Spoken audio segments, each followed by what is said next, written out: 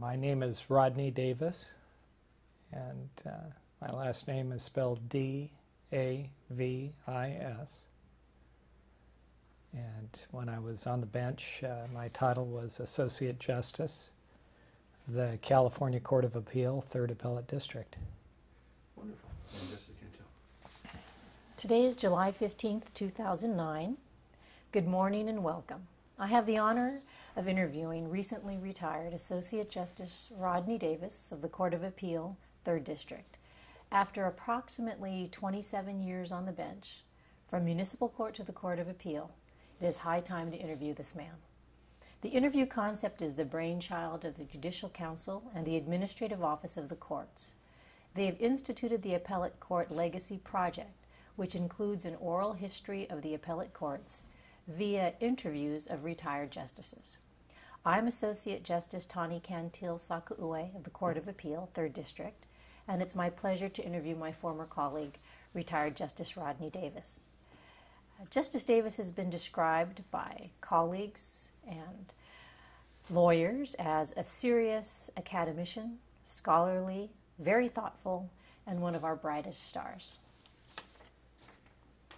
Good morning, Rod. Good morning. I want to talk to you about your early years before college. Where and when were you born and raised? I was born right here in Sacramento, California, and Sutter Maternity Hospital, which, interestingly enough, both my boys were born in the same wing as I was. And that was February 14th, Valentine's Day, 1949. How old are your boys now? They are 24 and 28. Tell me about your family, your father, your mother, any siblings? Well, I have two sisters, Karen Meir and Marlene Wagner. Both reside here in the Sacramento area. And my parents were Lester Thomas Davis and Pauline Lillian Vakach. Did you have any primary lessons or philosophies that you learned from your family? Oh, many. Any that you'd like to share that stand out or that guided you throughout your life and career as a judge? Well, I was what probably can accurately be called a political kid. My father, Lester, was a state legislator representing the far northern part of California in the state assembly. And so when I was born, he was a state legislator, and he died when I was 3 years old of a stroke. Our home in the district at that time was in a little railroad town, Portola in Plumas County. My dad had been an engineer for the Western Pacific, and before he was a state legislator, and active in the labor union for enginemen and firemen, and active in county politics. And then that's what led to his career in the state assembly. He served for 6 years before he died. And this was his second marriage. He was married before. He was about considerably older than my mother at that time. His first wife died, so he was a widower. Mm-hmm. And actually, they met in kind of a fun way, and that is he was a state legislator. Their first date, believe it or not, was to Folsom State Prison. Now, That's a memorable first date. Yes, why my mother ever, elected for a second date is a family mystery after that. But the authorities at Folsom State Prison back in the mid-40s agreed to have a tour for state legislators. So my father, arguably not much of a romantic, decided to ask this beautiful young woman to accompany him on that tour. And he was, from what our family said, just immediately starstruck over my mother, and from that point became a total pest. She had divorced her first husband in Nebraska, where she was a native. During the 30s, it was late 30s. It was a time when the country was financially in desperate shape. Her husband abandoned her and their two little daughters, my sisters, and so she decided to strike out on her own. And while her entire family was in Nebraska, she decided to come to California, as so many people do, to start anew. She seems like she had an adventurous spirit. Yeah, she was quite a remarkable woman, as I'm sure we'll get to, because she was by far and away the most important person in my formation as a young man and a child. She had a number of jobs when she was a young woman in Nebraska. She was raised on a farm. She was a second-generation American, believe it or not, born and raised in a small Czech-American community, Verdigris, on the South Dakota border in northeastern Nebraska. She did not speak a word of English until she got to school. She spoke Czech. The whole family did. And one of my favorite pictures of my mom is this wonderful shot of her depicted as the Queen of the Cossacks.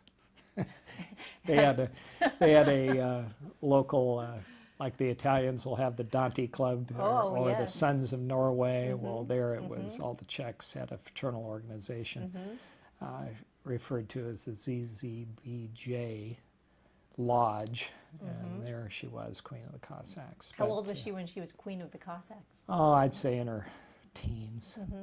And, in a family of brunettes, she was, in all the family pictures, she had this bright blonde hair, so she really stands out. But she had a job during the 30s as in a chicken factory where she told me she had developed the skill of being able to pick up eggs with both hands, putting them in her fingers and pulling them off the line and putting them in cartons. That was quite a deal. Apparently management realized that they had somebody special. In rather quick order, they elevated her to a mid-management position. But that didn't last long for my mom. The workers went on strike. She elected, despite the fact that she was the only source of income trying to raise these two small girls, she wouldn't cross the picket line. So that job ended. She ended up taking a job as a housekeeper for a wealthy family in Omaha. That lasted until the husband of the family assaulted her, and so unsuccessfully. But Mom decided that job was definitely going to have to end. After putting his wife on notice, she gave notice. And then she decided to go to work for the phone company. And Are we still in Nebraska? Still in Nebraska, in Omaha. Still with these two little young girls. At one point, she tells the story of being so darn poor that all she had was a couple of onions, which she just made soup out of for a time. to get through. And she recalls lovingly about how, when she was just desperate to keep some sort of sustenance on the table for these two little girls, that her brother showed up out of nowhere with two great big bags of groceries and managed to save the day. But she got a job with the phone company, and then through that she had the idea of, well, I'll transfer out to California.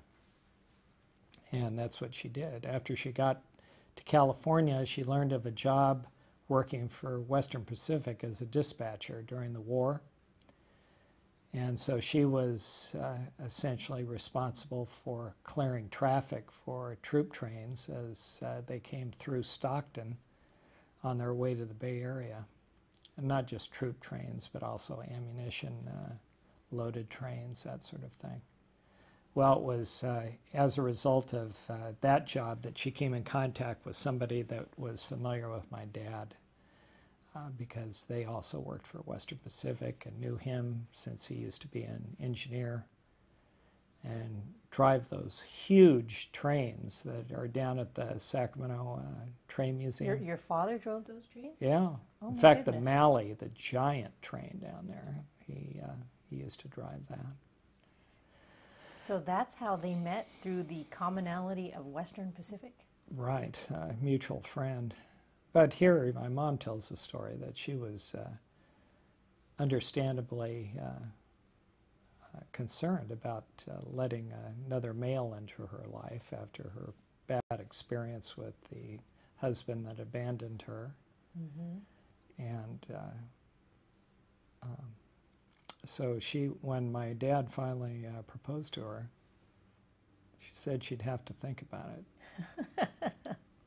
Which years later came to haunt me, because when I got up enough courage to propose to my wife, Susan, we'd been married now for 34 years, I decided to take her up to cross-country skiing and cut trail back into the country above Kirkwood Meadows.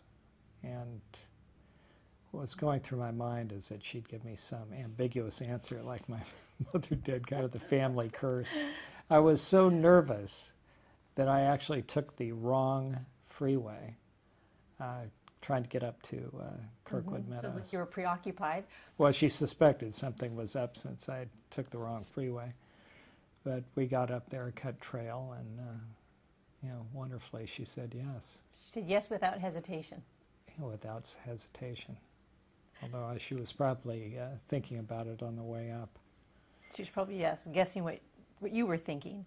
You've described your mother. She sounds like a very interesting person. I can see how many of her qualities that you've described, her talent, her industriousness, her courage, has trickled down to you. She was a trailblazer in history and time, and really against all stereotypes. So what was it like growing up in a household like that with you? It was different. This was the 1950s, when not that many women worked outside the home. Here my mother was a widow. To get to that is, I think, a marvelous story that reflects of how much personal courage and grit that my mother had. She was in her early 30s, and I kid you not, she was absolutely stunning. The photographs of her. When my dad died, and the family, they recently purchased a house in Portola. That was at a time when the legislature was only in session part-time. So that's why I was born in Sacramento. It was during the time that the legislature was in session. How interesting. They'd rent a place down here, and then after the session was over with, they'd go back home, which was in this small railroad town in Plumas County. And then, so my dad unexpectedly died. There was no indication or suggestion that he was ill at all. How It was old a was blood clot. He was 47 years old, leaving these two young girls and me as an infant, just a load of debt, mom unemployed, in this small town up in Plumas County, and grieving. Well, my dad had, died. Oh, incidentally, one couple of aspects of his career that I think are still with us, and that he carried the initial legislation for the creation of roadside rests in California. So there is a roadside rest dedicated to him up in Plumas County. Very nice. One of the first that was actually built. These are the rest stops that we The pull rest off stops, to, right. and they have the vending machines in the restrooms and a place to walk around and walk That's your dog. it, yeah. Very That, and thoughtful. the next time that you're behind a great big logging truck or truck of any size, and you see those flaps on the back of their rear tires Yes. to keep gravel from going up and Cracking my windshield. exactly. That's my dad. You can thank him for that. His contribution to California Yeah. is meaningful, important, and practical. So he died after the primary election, where he was, the Democratic Party nominee to be retained in his position. He had a Republican opponent, and the general election was forthcoming. He died in May,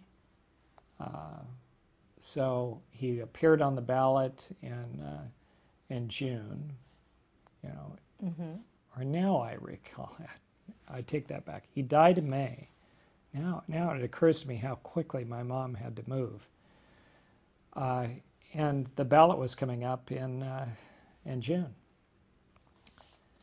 So the Democratic Party in the district, wanted a candidate other than his name on the ballot after he had been deceased, and did not want to, essentially go to the general election having to sponsor or support a write-in candidate. So they held a special nominating convention, and in Bernie, California, if you could believe that. I believe there were 4 candidates to succeed my deceased father, and a delegation of district officials came and asked my mother to run. Well, there she was. I described earlier that they were, the family was in debt. She had no job. She's grieving. What year is this? This is 1952. Incredible. And so she said yes. It was a hotly contested, bitter convention fight between these 4 candidates, 3 men and my mother, in a district that was cowboys, lumbermen, and railroad workers. And she prevailed over them and got the nomination. The Republican Party then, contested her right to appear on the ballot and filed a lawsuit. Well, first what they did is they approached Frank Jordan, who was the Republican Secretary of State at the time in Sacramento, and said, Frank, don't accept Pauline's papers. Force her to sue to get you to accept her papers. Because my mom had no money. They knew they would delay and cause Yeah, trouble. or she'd have to cave in and acquiesce to Jordan's decision not to accept her papers. And my mother, at the time that my dad was a legislator, actually worked during the legislative session as a secretary for other legislators. These were far more innocent times. And she knew Frank Jordan, and Jordan knew her, and Jordan told his own party's brass that he wasn't going to go along with it, that he was going to accept Mom's papers. So the Republican Party then had to file a lawsuit against Jordan with my mom as the real party of interest. contesting his decision to accept her papers from that convention and to go ahead and have her appear on the ballot. Well, again, Mom had no money to hire a lawyer. And former Attorney General Kinney came out of the blue. He was then in private practice in San Francisco. Came out of the blue, contacted my mother and said, "This isn't right. I'll take your case." The case went all the way up and was argued before the California Supreme Court. Now think how quickly they moved on this thing. Yeah, May to June. Yeah. And Mom prevailed, and she not only appeared on the June ballot, but also was elected in the general election, and then served for 24 years in the state assembly. You know, with term limits, no other woman is going to come anywhere close to the longevity of her career. I don't think any other person can be the subject of this storied history of how they even got on the ballot. Oh, I know. You know, I have photographs of her campaigning around the district. You know, this striking woman in high heels at the podium with all these old coot legislators on either side of her. It's quite humorous. You had quite an early exposure to the Constitution, politics, the law, hardball politics, the courts. Well, Mom, you know, I was just a young guy, you know, young child, and as soon as the session ended, she'd pop me in the back seat, and then she'd be campaigning throughout the district. You know, it was the state assembly. This was financial reality for my family, and that is the legislator's salary back in those days in the 50s, when it was just a part-time position, right, was incredibly modest and not enough to sustain our family. So Mom, you know, took every committee assignment that you could take because you got per diem when you were on committee assignments. And so she was traveling all up and down the state.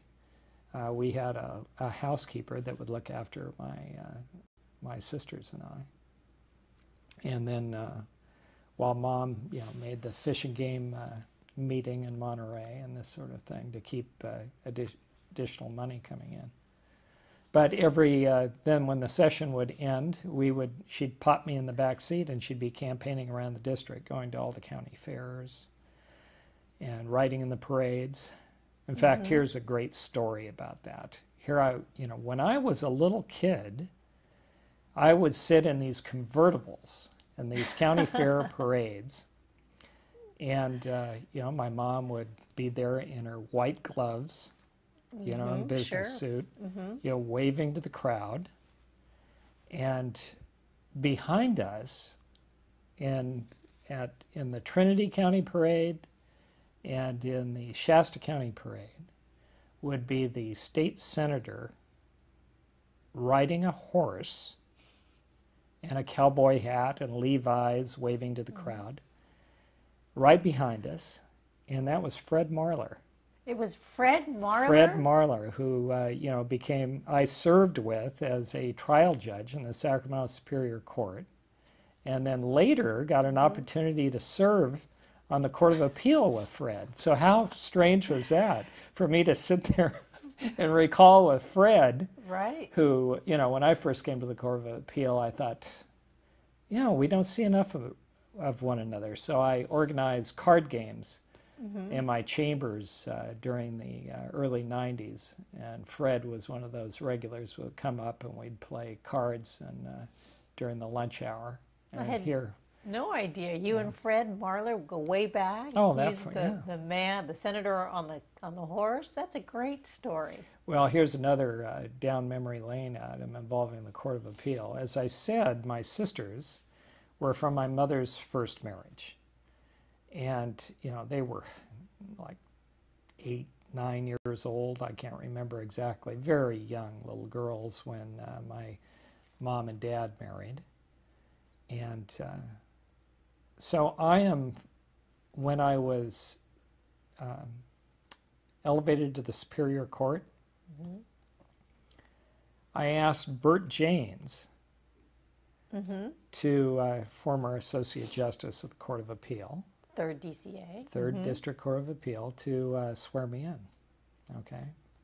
So Bert, as he was, Bert always would go across the street and have lunch at the Sutter Club, right? That was Mm-hmm. one of the things that Bert loved to do. And so Bert invited me over to the Sutter Club for lunch. And we got over there, and Bert started to tell some stories. Well, Bert, as you know, Associate Justice on the 3rd District Court of Appeal, before he was elevated to the Court of Appeal, he was the Superior Court Judge of Plumas County. Now, that was at a time when Bert still flew this rickety little plane around our district, and he lived his primary residence, although, he had a place in Sacramento, he and his wife, but their home, quote unquote, was still in Plumas County in a ranch outside of Quincy. Well, Bert says to me, Rod, your dad gave me my first job. I said, Bert, you're kidding. And he goes, yeah, I was from Portola. Oh. And he said, your dad, besides being a railroad engineer, owned and operated a beanery, which was Bert's expression for a little restaurant that served lunch. And he said, your dad gave me my first job as a pearl diver. And I said, a pearl diver? At a beanery? And he said, yeah, I washed the dishes. That's what he called as a pearl diver. You need code to understand, Mr. James. I said, that amazes me, Bert. And Did you know your father had owned a small restaurant? no, and much less the connection with Bert Janes. Well, there was another wonderful story about that, and that is Bert says, and I was a brand new judge, and I presided over your dad's adoption of your 2 sisters. Oh, how wonderful. And he described what my sisters were wearing, all dolled up in these dresses, and the questions that he asked them. And isn't that something that all those years? So when I was elevated to the Court of Appeal, Bert was still handling the settlement program. He was then a retired justice. And, it was fun. He was still considered essentially a part of the court since he ran our settlement conference. So not only did I have an opportunity to serve with Fred, this guy on the horse as a state senator, but also Bert, who had this long, rich history with my family. And it's really interesting, just the history of your adolescence and how it later, is integrated into your adult life and your profession. That's an incredible story. I think I had state government and public service just as part of, it was almost part of my DNA, I think, as a result of, it must have been. It or at sounds least, like environmentally induced public service. When I was a kid traveling around the district, my mother we'd play games. She would have me name all 58 counties in California. This is when I was just a little kid. I'd have to name every county seat in California. I mean, how many 10-year-old kids could name, Markleyville as the county seat of Alpine County? I'll just tell you, none. Did this also influence your sister's careers? Well, my sister Karen worked for the legislature, the state senate, and later the governor. So certainly that was continued in that. My sister Marlene went in another direction. Lived much of her life up in Calaveras County. When you were growing up amidst all this, did you have in mind a dream career? My mother's hope was that I would become a doctor or a dentist. She didn't want the life of a politician for you? Not at all. I mean, when I was a kid, this is an example of how times have changed. Things were so much less partisan in the legislature. Every year, my mom would host a party for, friends in the legislature. And they would come over. She'd rent a piano, and legislators that played musical instruments would bring their instruments, and it was just Republicans, Democrats. I remember them being in the house at this affair, laughing, playing their instruments, dancing around the house. It was just, you'd never see that nowadays. No, you describe a friendship and a camaraderie that just isn't even on the radar nowadays. Yeah. Well, Mom, when she was much of her career, she was the only woman in the legislature, Senate and Assembly. She had one other colleague for a number of years, Dorothy Donahue from Kern County. But then there was a stretch until the mid-'60s when Vucic and March Fong Yu came on board. But during that stretch after Dorothy Donahue retired and that generation that I just described came on in the mid-'60s, Mom was it. She was the only woman in the legislature. Interestingly enough, the chair of the Fish and Game Committee. Interesting. Against all boundaries. Let me ask you, when having this kind of rich stories and experiences, what kind of hobbies did you have? Well, I was a typical kid involved in athletics, and I can remember one of the downsides of being raised by a widow in the 1950s as a young boy are these awkward moments.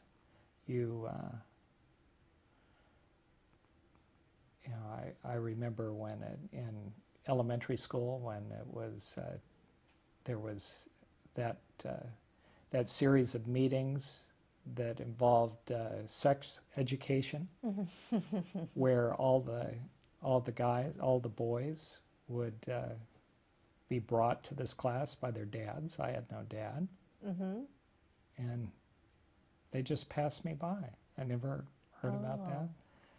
I can remember, being standing in line every year to sign up for Little League. And, there'd be all these boys there with their dads signing them up. And there'd be my mom in her business suit and white clothes and high heels standing in line with me to sign up for Little League. So, it was the typical Sacramento experience. I went to schools in Sacramento, both Theodore Judah Elementary, Sutter Junior High School, Sacramento High School, because Mom was in session during the school year. And so, those were, it was a bit awkward at times, but, I did the normal things of Cub Scouts and Little League, played Babe Ruth baseball. Sounds like basketball in school. Because you're very athletic now. You've always been, right? Well, I've enjoyed it. Yeah, did a little wrestling in high school, and which one of my favorite stories about myself is when I got to UC Davis, I had this notion that because I had this little wrestling experience in high school, that I could compete for a spot on the UC Davis wrestling team. So I showed up to try out, and then reality hit. The coach paired me up with a blind collegiate wrestler. Okay? Okay. Well, let me tell you, as soon as he got a hold of me, it was like I was wearing a second skin. I could not shed this guy. I mean, it was just hopeless. So my collegiate wrestling career came to a speedy end. Well, it sounds like, yes, your reality hit, and so that means you turned to the books at UC Davis? No, wait, why did you pick Well, UC? not entirely. I went. I played for UC Davis and for their men's volleyball team, and that was fun, as well as the normal intramurals and such. How did you pick Davis? My mother had not graduated from. I'm the first person in my family to graduate from college. Oh. My dad did not graduate, obviously. Neither did my mother. She didn't have a clue as to what it would take to have a kid go on to college. Mm-hmm. Applications. Mm-hmm. I did not take the SAT. She didn't know that I was supposed to take the SAT test. Mm-hmm. So it never even dawned on me that I was supposed to show up some Saturday to take the SAT test. Fortunately, that was the following year, the University of California insisted that you had to take the test. The following year? Yeah, so I did not take it. Mom said, well, here's a great story about college and my mom. She had no idea of what college was all about from a practical point of view, but she wanted to instill in me the expectation that I should go on to college. And so year after year, she would secure tickets to the Cal-Stanford football game and take me down to that game. And I can remember as, a young kid, with my mom, again, high heels, going to a football game in high heels, business suit. Going to the game? And gloves, white gloves, going to these Cal-Stanford games and sitting there and watching this football. And it didn't dawn on me until I was an adult that Mom had no clue as to what was going on the field. She didn't know a first down from a field goal. Yet year after year, she sat through those games, hoping to instill in me the expectation that I would go on to college.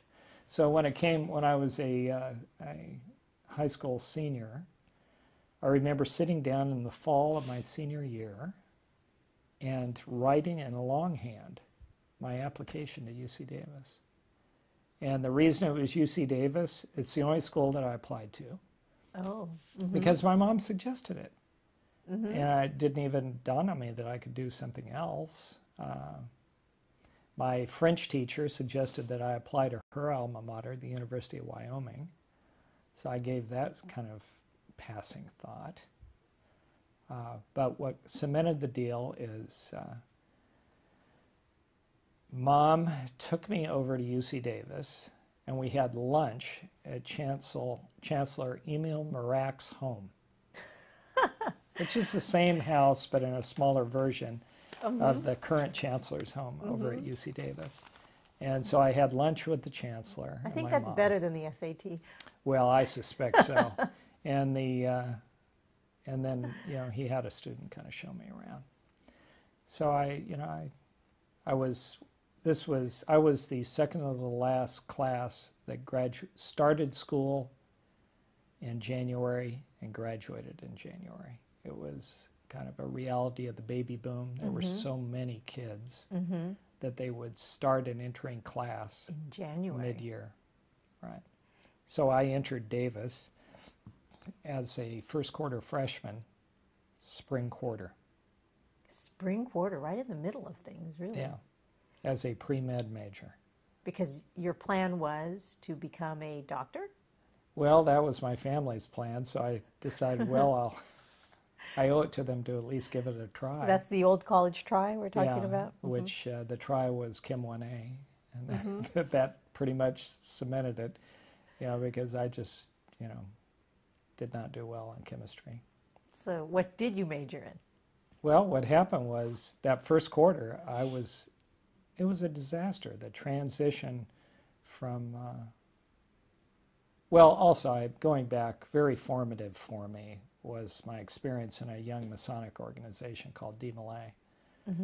What happened was at that time, when I got to high school, there were still high school fraternities. In Sacramento, there were two well-known fraternities. One that was dominant in Sacramento High called the Anoia Club, and another that was primarily McClatchy High kids called 36. And so when I got to high school, my brother-in-law had been a president of Anoia Club. His brothers were in Anoia Club. They asked me to join Anoia Club. So I went through the whole initiation route, okay, of, getting paddled, my rear end black and blue, the eating of the, raw eggs and the anchovies. A real hazing. You know where all that occurred? No. Was at Dane Domich's huge home over on 45th Street, which became Ronald Reagan's governor's mansion. Okay? Yes, all of the hazing occurred there. All the hazing occurred in what would later become Ronald Reagan's basement. So I got all through the initiation, and they were going to have they had a summer kind of a ceremony commemorating that you're fully part of the club now. And they had this out by Ione at these caves. And so they took all of us, the initiates, out there with a bunch of beer, kegs of beer, okay? I mean, I'm just this naive high school freshman, or sophomore at that time. It was a 3-year high school. And so I get out there and they send us out to gather firewood. And so we come back and I step out of the brush and the place is surrounded by county sheriff's vehicles. Red lights flashing. And, to arrest all these underage kids with having beer. Well, you can imagine what was going through my mind, how this would embarrass my mother. So you're being herded in, you're part of the arrestee group? Oh, yeah. And all these savvy, older guys, the sheriff's deputies are asking, what's your name? And they'd say Joe Potato, and where do you live, Fresno. It turns to me, what's your name? John Rodney Davis, and I live at 116 San Antonio Way. Just... Give it all up. Yeah, so who ends up getting, my mom getting a notice from the juvenile hall authorities to come in and, because of this citation, yours truly. Needless to say, that was the end of my Anoia Club affiliation at that point. My mom said, that's it, for this stuff. I'm going to enroll you in this young Masonic organization called DMLA.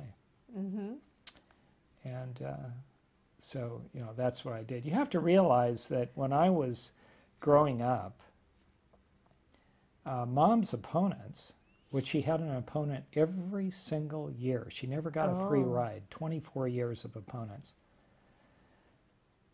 Some of them would check on me to see what sort of dirt they could come up with. Anything to suggest at that time, especially during the 1950s, that this mother, who was an assemblywoman, was neglecting her children, was, political dynamite. So, they would come to my schools, my elementary schools, and ask questions of teachers and the principal. It was, it was nasty times. I can remember as a kid, my mother being involved in this nasty dispute involving labor unions and management up in Shasta County. And she had the drive, one of the drive components of her vehicle manipulated, so she lost the steering of her vehicle after a meeting. Oh my goodness. And, skidded off the road. Another time when we were going on Highway 36, they chased us. I can remember my mom, turning off the headlights on 36 and then cutting off onto this logging road and going behind these trees. And there we are in the pitch black while these two cars that were chasing her went back and forth, Looking for her. for her. You know, I was just, you know, a young child just scared to death. Oh, how incredible stories. So, you know, I came up as, you know, being very, very careful about not doing anything as a young man that could reflect poorly on my mom. So this experience with the county sheriff out by Ione was pretty darn threatening.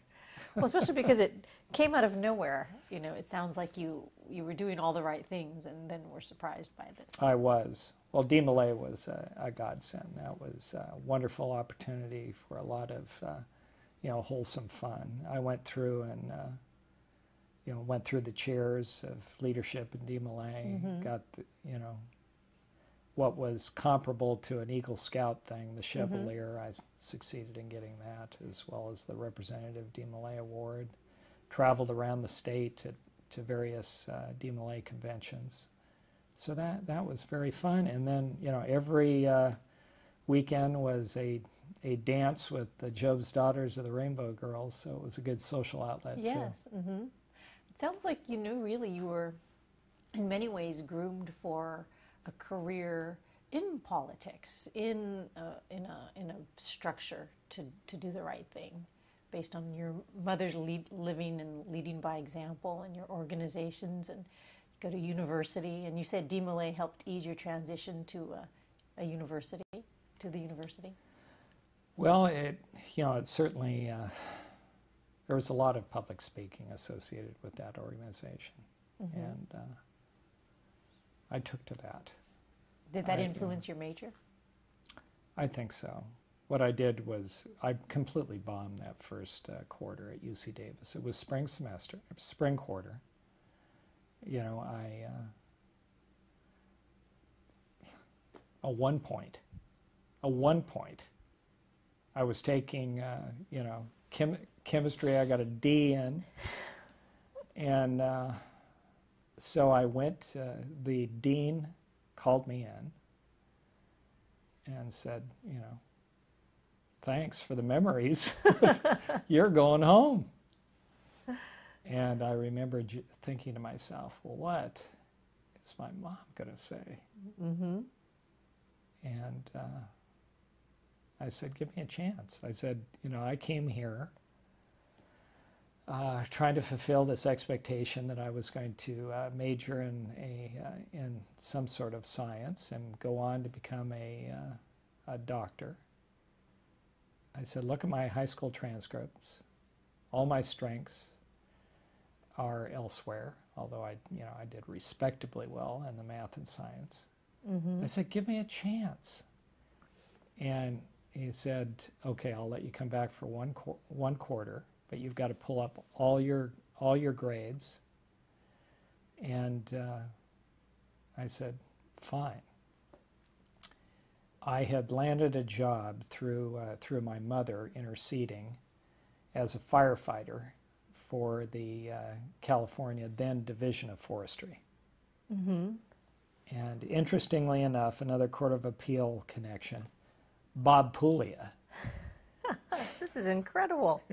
Bob Puglia was a firefighter at the same fire station in Calaveras County that I was a firefighter at. Another political brat, Steve Rada, son of Senator Al Rada, Judge Rada now, who is a dear friend of mine, was a firefighter. His senator father got him a job as a firefighter, same station, up in Calaveras County.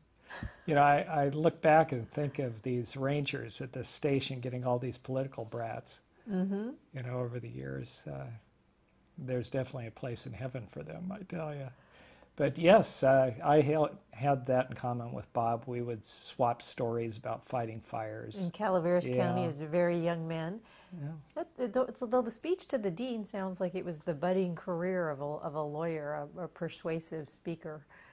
Well, I kind of gravitated to anything that I would do well at that point in time. I did a lot of growing up that summer. It was my first real job. And, I was determined not to embarrass my mother. Sounds like a dangerous job, though. Well, I mean, I don't want to overstate it. I had some wonderful, challenging experiences, some of which I dropped out of helicopter into a river by Groveland when I was on a fire in that area with about 500 feet of hose and a portable Pacific marine pump. Jumped out of the helicopter. They lowered that stuff into the river where I jumped into, and then would essentially put out enough fire where they could bring down and land their helicopters and bring hand crews in. One of my earliest experiences, I was brand new, and we hit this grass fire up by Copperopolis. And it was a young rookie driver. He let the fire get behind the truck, and so we were essentially, trapped in the middle of this fire. And so then these planes would come over and drop what was called DAP, this pink fire retardant. And I remember getting out of that truck, putting hose bags over ourselves, and then them calling in a DAP strike, an airstrike, on our truck to save us. And after the grass fire was over with, I remember going back, and it was just complete black where the grass had burned, except this big pink dot where they had dropped DAP onto our truck. And then in the middle of the pink dot was the outline of our truck. Good aim. Yeah. So that was, I grew up a great deal. By the time I got back to Davis in the fall, there were no science classes on my schedule. It was psychology and history and English and rhetoric. And that's what you majored in? Well, I thought I was going to be a psychology major because that was, back in 1967. At a time when encounter groups were the rage. I thought that was pretty neat. And I did very well that quarter academically. Brought up all my grades and did very well. So the following quarter, I just followed with the next succession of classes. But the psychology was 1B, behavioral psych.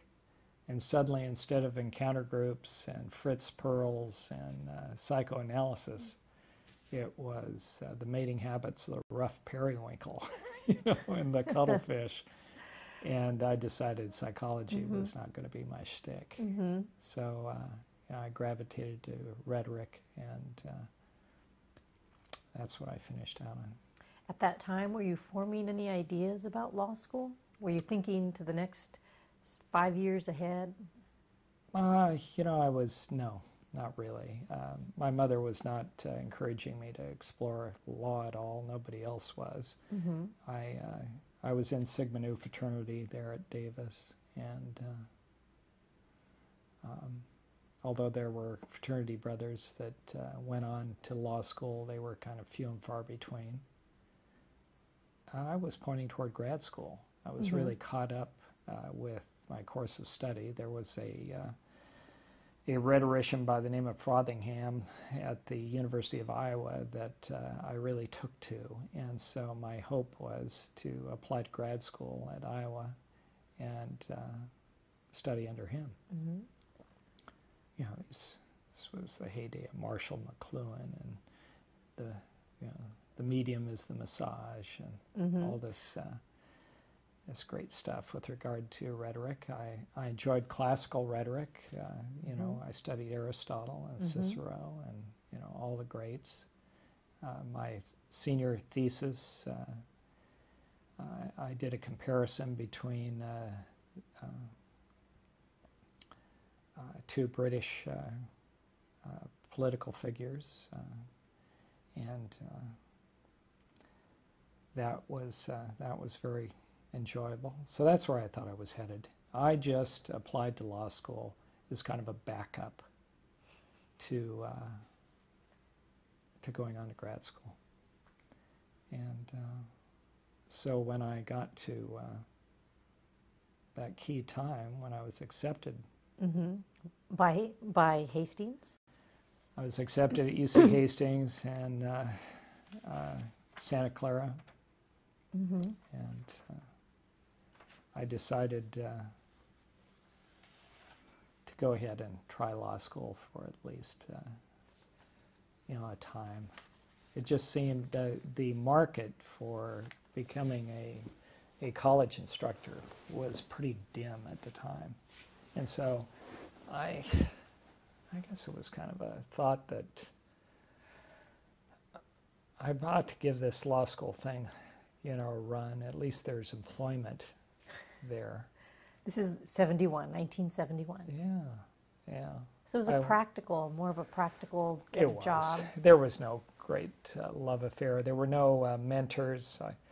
All my lawyer mentors or people that I knew were lawyers that I had some association with, were non-practicing lawyers. They were all politicians, people that through my mom I became acquainted with. Court of Appeal Justice Ed Regan was a family friend. Of course, Fred Marler. These were all legislator lawyers. So the thought of becoming a practicing lawyer was just not in my reference point. So when I went ahead and accepted the spot at UC Hastings, and then traveled Europe for 10.5 weeks. Not Before really, law school. Yeah, not really. I was kind of non-committed. Should I really do this, or go to grad school? So still not really, just not really committed, No. thinking about it. No. And so when I was traveling around Europe, one of the significant things that happened to me is I reconnected with Christianity, and that was huge. There's something about bicycling around Great Britain and pulling into these medieval cathedrals. Oh, yes. And, yes. That you had an opportunity to... I remember I pulled into Oxford on my bike. I went over to this huge Penguin bookstore looking for science fiction to read. As I bicycled around these various parts of Great Britain and Ireland, I would go to bookstores and pick up locally connected literature. Like when I was in Wales, I read Robert Llewellyn's How Green Was My Valley. And when I got to Oxford, I went into the bookstore there and looked around, and I thought, I want to read a little science fiction. And I saw this really wild cover, and it looked like science fiction to me. I picked it up. It was the Screw Tape Letters by C.S. Lewis, the great English apologist. And so there I was reading Screw Tape Letters, and that C.S. Lewis really spoke to me at that point in my life. So I grabbed everything that I could of C.S. Lewis, Mere Christianity being his most significant tome, and bicycled around the remainder of my England experience, reading Lewis and worshiping in these medieval cathedrals. So that was significant. I got as far as Turkey, on my own, and Greece on my own, and came back and enrolled at UC Hastings. I didn't like law school. I thought law school was just terrible. It was not. I compare it with my son Kevin's experience at UC Davis, which I believe is your alma mater. Yes. This wonderful, nurturing, supportive, clubby atmosphere. UC Hastings was, a big program. At the time, they had no residence facilities, so there was no critical mass as a community. I was living up on near Twin Peaks. Got a motorcycle and commuting to and from campus on this motorcycle. Go figure that. Huh? Yeah, I'm trying to picture that actually. You know, with my wife Sue on the back hanging on to me. That was the best part of having a motorcycle, is to have a beautiful woman hanging on to you in the back. You know, it was just not that fun. It wasn't fun at all. I thought the presentation was not done in a way that particularly grabbed me. You mean the Socratic method?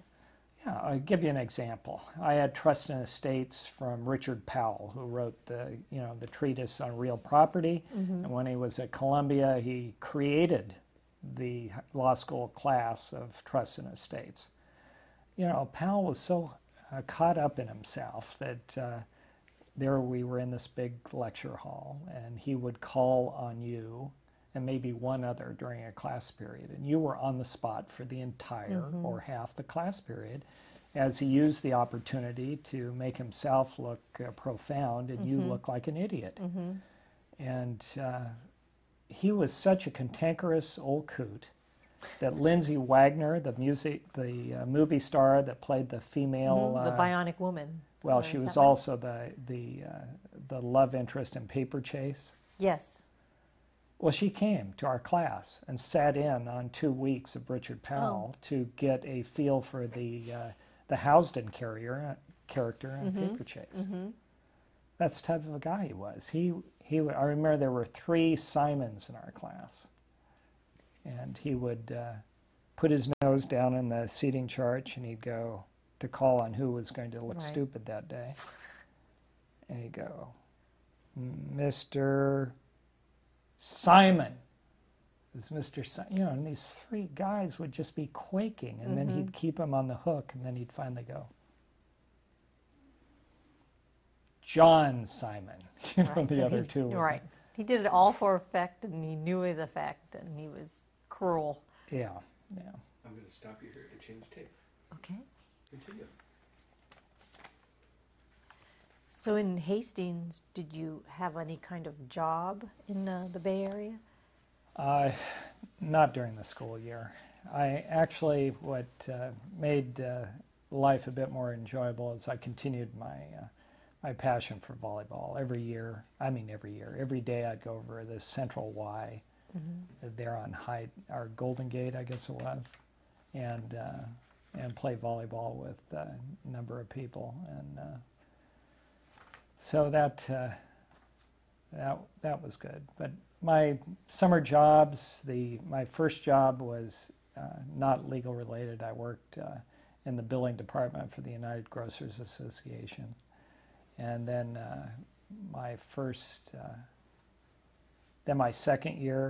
after my second year of law school, I worked as a law clerk for the Department of Water Resources. And I thought that because my mom had this huge interest in water law, and we would have discussions of that. I took a water law course when I was at Hastings, and you know, she was encouraging me to think about that. She'd talk often about Chronic Moskowitz and you know, how they made kind of a career out of representing water districts in the state, and that might be a thing that I would want to pursue. It really didn't grab me at that point in time. Actually, by the time I got to the 3rd year, I was on the staff of the Hastings Constitutional Law Quarterly. I thought constitutional law, as for most people, was quite, you know, that was interesting. I did not take advanced criminal procedure. The only criminal procedure I had was in regard to, you know, the basic criminal law course from Professor Perkins. So when I actually looked into the Peace Corps instead of pursuing a legal career my 3rd year. And I got around to the spring. This was a terrible time to get a job as a lawyer. There were people that, you know, were accepting jobs. You know, I remember one of my classmates took a position for, you know, $500 a month as a lawyer down in Monterey County. And this is 1974. It's 1974. My wife Sue was a teacher at that time. The one nice thing of law school was my social life, and that is, picture my wife Sue going through the teaching credential program at UC Davis, in which she was renting a house with girlfriends, one of whom had a boyfriend at grad school at San Francisco State, and the other a boyfriend at dental school at UCSF. And so, so they would either get in a car and come up to San Francisco during the weekend, or we'd go back to Davis. So that was quite enjoyable. So you had the YOLO Causeway connection there. Clearly, listening to the theme song from Shaft as I would drive to Davis. But my first job was I applied for a position in the State Attorney General's office. And that was during my third year of law school, and attempting to become a gainfully employed lawyer. My first interview was in the San Francisco office with soon-to-be Supreme Court Justice Wiley Emanuel. How interesting. So who was the Attorney General when you applied in 1974? Evel Younger. And so I interviewed with Wiley Emanuel there in his office in San Francisco. How interesting. And Wiley Emanuel says to me, you know, jobs in the civil section are really difficult to come by. Why don't you think about applying to the criminal section? Because we're expanding on the criminal side. So I took his advice, and Manuel set up an interview for me with the Sacramento office. And I remember being interviewed by Arnie Overoy and Bob Marshall and Eddie Keller. Eddie Keller, who became a Superior Court El Dorado judge. County Superior Court judge, recently retired. Yeah, and Joel Carey and Marge Parker and Roger Venturi, all these old hands in the criminal division. So I got the nod, and along with, I'm trying to think, there were a bunch of us. Like I said, it was days of expansion in the AG's office. So it was one of these, strokes of luck, where Bob Tyler, then known as Toby Tyler, Lisa Brandt, who later became heading up all the administrative law judges, Emery Allen, Bob Gibson. I'm trying to think. There were probably a couple others. I think there were. Yeah, institutional names in Sacramento in the legal community. Well, we all came in at once, all sweated out the bar results together. There was, I think, one of us that didn't pass the bar, and so he was asked to leave. Everybody else came through. I remember Lisa Brandt was one of these individuals that you didn't want to talk to because she had an inside person with the bar examiners. So while all of us had to wait for the next day for results, she got her confirmation the afternoon before. Well, that's all good and well if you pass. Yeah. So I got the job with the AG's office. Were you in the criminal division? Were you doing trial work or doing criminal appellate work? Well, initially criminal appellate work. I remember my first court appearance. I was on Roger Venturi's team, and there was a deputy by the name of Dan Dowenhauer on his team. Also on my team was Janice Hayes, who later became a Superior Court judge and a long-term friend. Janice was on the team. I came in one morning, brand new. I had just passed the bar and gotten sworn in. And Roger says, Dan has a civil rights action that he's defending over in federal district court before Judge McBride. And Dan can't make it. I'd like you to take this, go over and secure the dismissal. I said, really? He goes, yes, the papers are filed. The plaintiff here, this inmate, is dead. And we filed the death certificate with the court.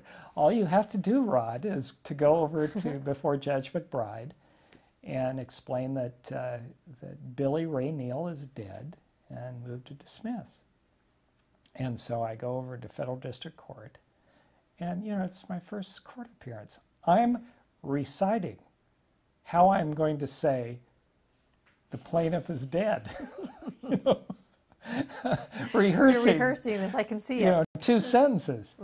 And I'm there and I'm watching Judge McBride hold one of his lawyer neighbors in contempt and fine him an amount of money for some, minor procedural faux pas. So I get up, I go up, I say my great lines. McBride's looking at me, over his glasses. And before he's able to grant my motion, horror upon horror, a voice comes from the back of the courtroom. I'm Billy Ray Neal, and I am not dead. Well, the only person that was close to death at that point in time was yours truly. McBride looks at me and says, counsel, I take you'd like a continuance? Yes, Your Honor. So that was the start of my glorious legal career. That's a memorable day. Yeah. That's Well, a memorable day. I was sworn in the 3rd District Court of Appeal, right You there in the are. chambers. There were so few new lawyers at the time.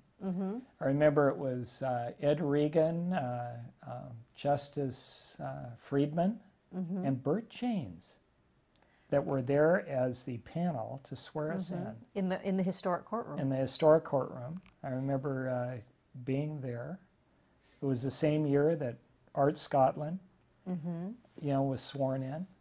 And who would know that, later, and Vance Ray came in as a new lawyer to be sworn into the California Bar. This is in 1974. And so here we were, didn't know one another, and we would have this rich professional life with one another. Absolutely. In that courtroom. Starting. I never dreamed, as I was standing there that day, that I would have the opportunity to actually be a justice in that courtroom. Spend 20 years there in that historic courtroom. And your career there. Well, it's after Billy Ray Neal, I did appellate work, but I think I got my break in the AG's office How so? really as a result of, that was a time when there were very few deputies that wanted to do the oddball trial work that came to the office. And I decided that, really if I was going to have an opportunity to, shine as a lawyer, that, maybe I'd try to find a niche that other people weren't doing. And at that time, it was trial work. Arnie Overoy was always looking for somebody to volunteer to do these oddball cases where the district attorney would conflict out. Well, I really was fortunate in that that was at a time when the public defender of Tulare County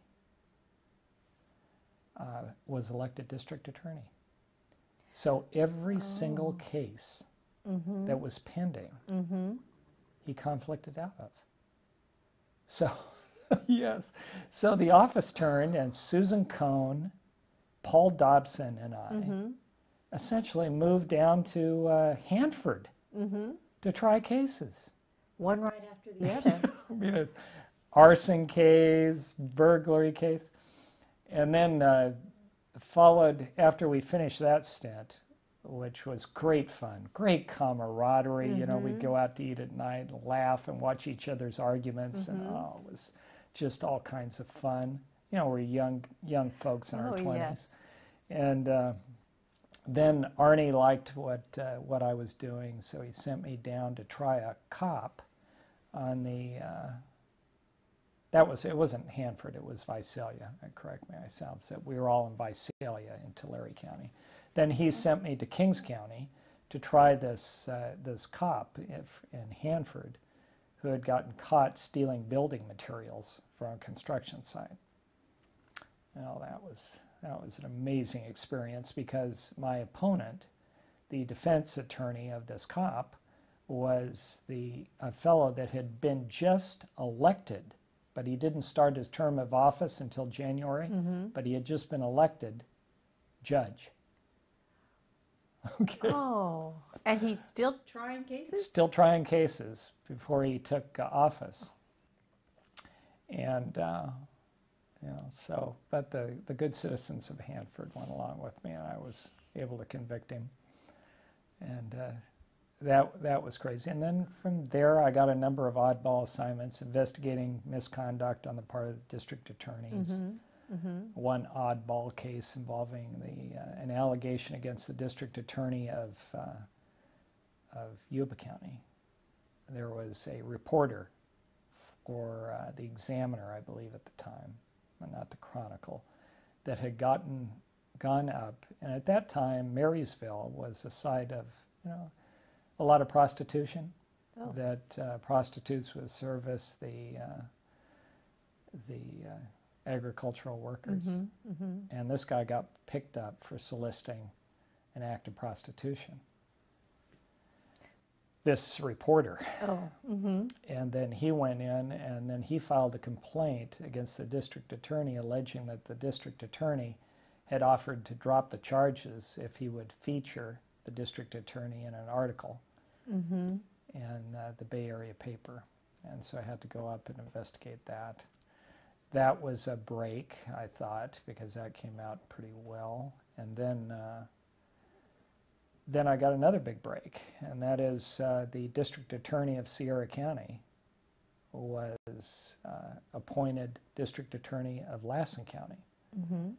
And so Sierra County had no district attorney, and so Arnie sent me up there to be the acting district attorney of Sierra County. How long were you the acting district attorney? About 3 months. And so, Interesting. So I went up to Sierra County, little Downeyville, population 323. I'm sitting there. I've got two staff members, a secretary and a welfare investigator, who also does work as handling the juvenile cases. And besides all the traffic cases and the petty misdemeanor stuff that I was handling, in through the door walks this fellow in what had to be at the time, a very expensive suit. He did not look like one of the folks that lived in Sierra County. And he tells me this tale of woe where he has been the victim of a swindle. He and his colleague, they're from Calabasas, a wealthy area of LA. It turns out to be a multi-million-dollar fraud involving gold mines in Sierra County, a casino in Vegas, mobile home parks in Arizona, and the lease of this big piece of property called Frico Ranch in Calaveras County. And so I'm listening to this thing as it fell in my lap. Amazing, Tanya. This fraud involved, the perpetrators leasing a plane and taking these investors on a junket down to Mexico and everything. And I said, you came to the right person. And I got on the phone to the agents at the Bureau of then Investigation at DOJ. And they just were delighted to grab a hold of this thing. Oh, and investigated and unearthed it? Yes. So I put on this, prosecuted these swindlers up in little Sierra County involving millions of dollars, these elaborate business schemes. It was just wonderful fun. You can imagine the charts that DOJ put together for me. The great story, and you're from an office that has these resources to be able to put this on. If it had been the Sierra County DA, what would they have done with it, really? Really. And so all the lawyers from out of town, myself included, the judge that was specially sent in to try this case was Judge Patton out of Colusa County. Well, little Downeyville has had 2 motels and 1 restaurant, the St. James. And so this is how civilized things were.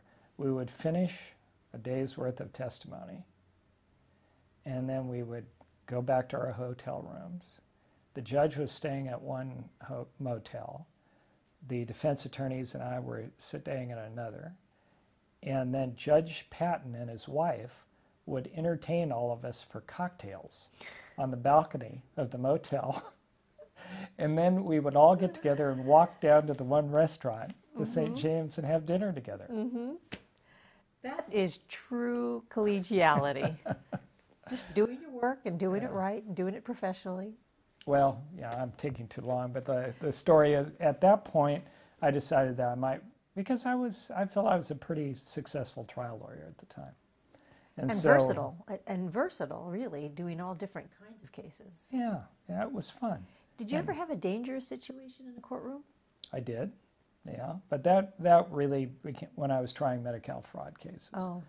I got to Medi-Cal fraud because Paul Dobson and I talked very seriously at that point of leaving the office and going into private practice. We shopped office furniture. Oh. And then soon I decided to take, I'd accumulated a lot of vacations, so I decided to take 6 weeks off and travel around Europe, which we did.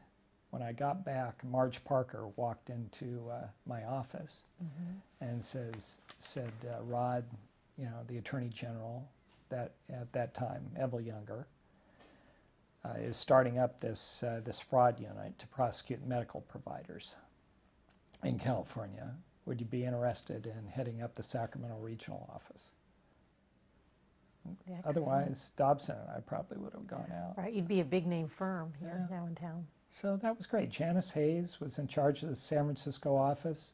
There were 90 investigators, auditors, and lawyers involved in the statewide operation. There was a regional office in San Diego, Rich Garski. Barry Sachs was headed up the, it wasn't Rich Garski. At first it was Rick Millar, and then it was Barry Sachs headed up the LA office. But what fun that was. You're starting the Medi-Cal fraud unit, right? Yeah, It's great huge fun. Unit now. I had, the bulk of counties up here, and I went around to introduce myself to all the district attorneys to say I'd be trying these cases. I went to Alpine County, Markleeville, met with the DA. I made my pitch, and he said, Rod, what's a medical provider? I said, well, a physician, a dentist, an ambulance company, a clinical lab. And he looks at me and says, we don't have any of those in Alpine County. So I said, well, I guess I won't be handling too many cases here in Alpine County. So, that turned out to be great fun. I just tried some wonderful cases. From 1989 to 1983, when I was appointed to the bench. In Janice Hayes left the San Francisco office to go to work for the Crosby firm in Oakland. And so Marge Parker, who headed up the statewide operation, asked me to also be the supervisor of San Francisco. So I got more cases. I got to try cases in San Francisco and Santa Clara and all over the place. Wonderful stuff. All trial work then. Yeah, yeah. And it had this staff of investigators and auditors. And it was really a white hat type of prosecution where these were wealthy people stealing from a program for the poor. I mean, you can really get behind that. Yes. So I was trying, ambulance companies. It was right out of that movie, Mother Jugs and Speed.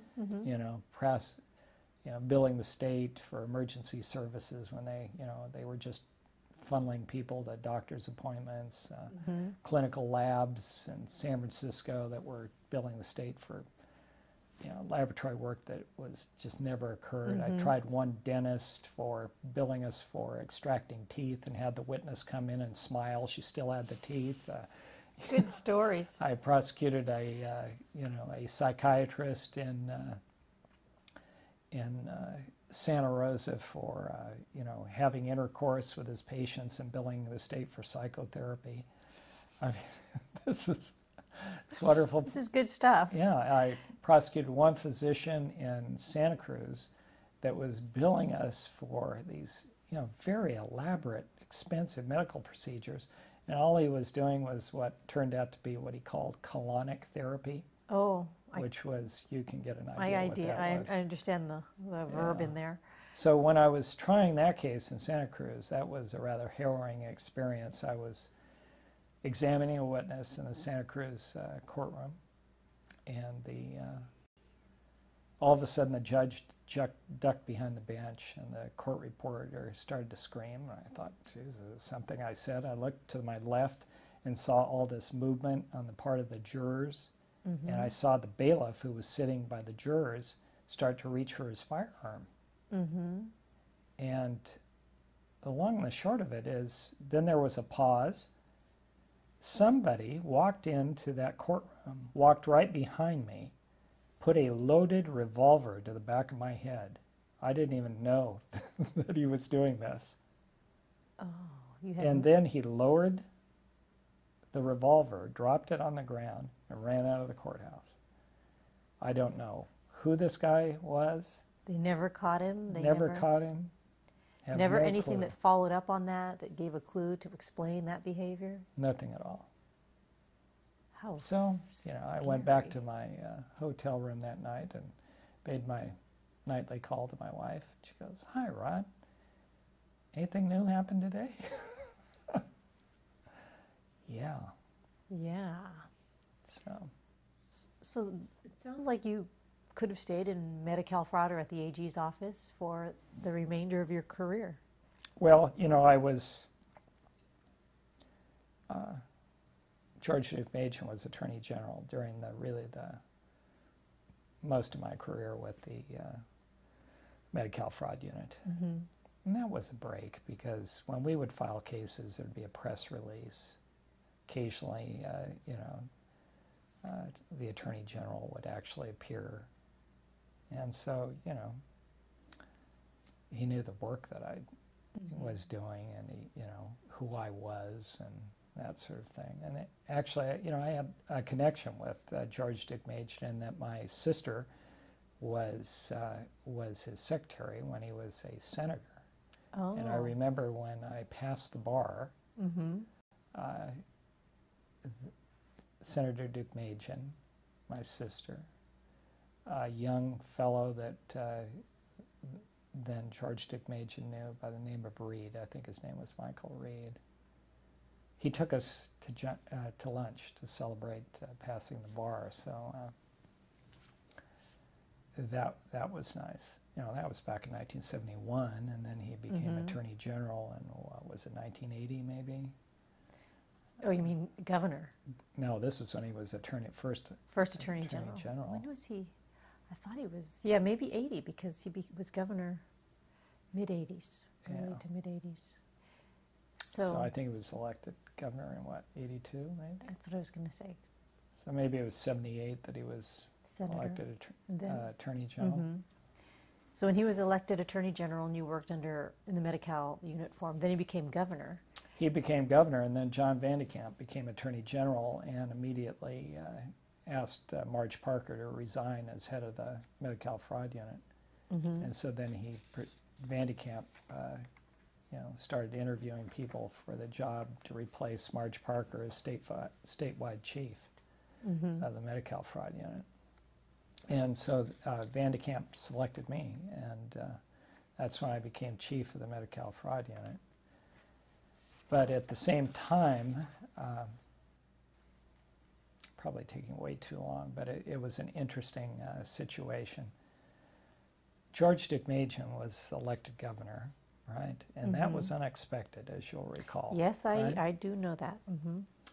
And then Governor Jerry Brown, did this very controversial thing of filling every single judicial vacancy in the state at the last moment, right? Without any of those people going through the Jenny Commission.